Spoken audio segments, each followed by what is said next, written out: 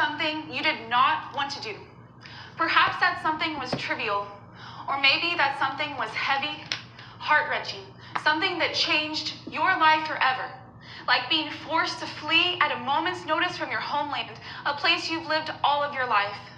And now you're rushing out the door with a handful of your possessions in tow, as you are faced with even more difficult decisions, like, do I board this boat of over 300 people, which is likely to capsize in the Mediterranean Sea?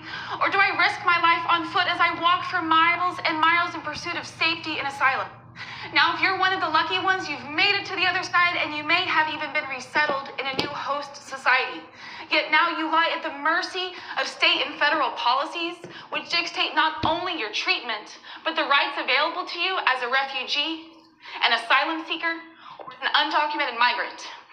At this moment in history, human rights are being negotiated at our borders, as asylum seekers are criminalized for attempting to set foot on U.S. soil, as the law requires, and while children are separated from their parents and detained in cages, all due to changing policies on local and federal levels. Now, this is not new. As scholars have noted the fluctuating trends in immigration policy. At times, we welcome immigrants to our communities, and at other times, we deter them through institutionalizing anti-immigrant policies. Now, through my research, I've learned that refugees and immigrant groups are not the only ones who are impacted by the hardships of changing policies, but also the organizations which serve them, providing social and legal services. Now, in my research, I have investigated how organizational policies are impacted by the changing federal policies on local and national levels. And through my interviews of speaking with 60 people working in ISOs, or immigrant serving organizations, in both Dallas and Amarillo, and through observing the inner functions of these organizations, I've learned that federal policies do directly impact not only their funding, their programming, their goals, but also how they're able to provide services to their organizations and communities, thus impacting their missions.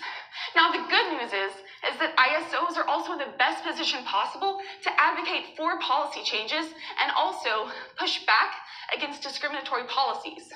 Now, when I share my findings with the leaders and direct service providers of ISOs that I've interviewed, I will not only emphasize their critical role as advocates in the immigrant rights movement, but also the strategies they may take as a collective network of ISOs working together in harmony to object and deter the discriminatory policies we have seen, because compassionate policy choices will save human lives.